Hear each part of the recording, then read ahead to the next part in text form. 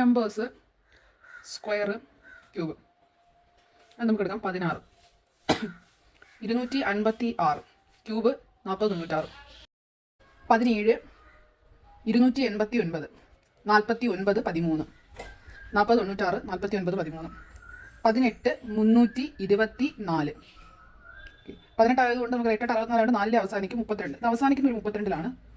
58 32 40 96 49 13 50 32 40 96 49 13 58 32 ക്യൂബുകൾ ഓർക്കുക. സ്ക്വയറുകൾ നമുക്ക് കിട്ടും. 256 289 324 കിട്ടും. 40 96 49 13 58 32. ഓക്കെ, ഇനി 19 കിട്ടും. 19-ൻ്റെത് 361. അതിൻ്റെ ക്യൂബ് നമ്മൾ പഠിച്ചേ പറ്റൂ. 68 59. ഇനി 20-ൻ്റെ അറിയാലോ, 400 8000. So common. അപ്പം ഇത്രയാണ് ഫസ്റ്റ് സെക്ഷൻ. 286 40 96 289 49 13 324 58 32 361 68 59 400 8000. ഇതിൽ 19 കുറച്ച് ഇമ്പോർട്ടൻ്റ് ആയിട്ട് നമ്മൾ നോക്കേണ്ടത്. എന്താ? 361 അതേ കണക്ക് 68 59 361 68 59. അടുത്തത് 21 441 8000 ആണ്. അപ്പോൾ അടുത്തത് വരുന്നത് 9-ൻ്റെതാണ്. 9261 21-ൻ്റെത്.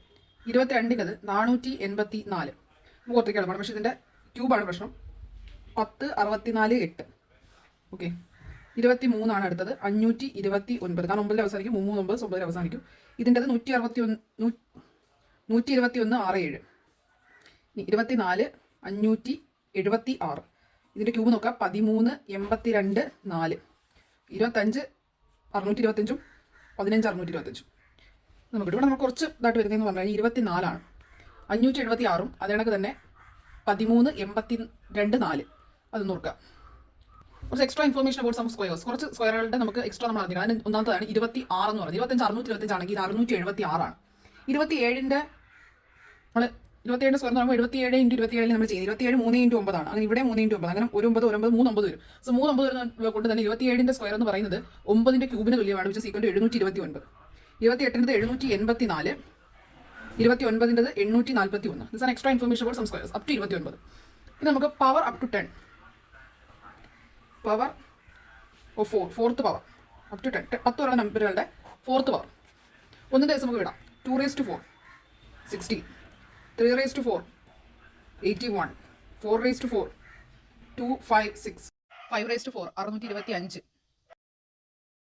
4 12 96. 7 4 which is equal to 24 01. 8 4 which is equal to 40 96. ഈ 40 96 നമുക്കറിയാം.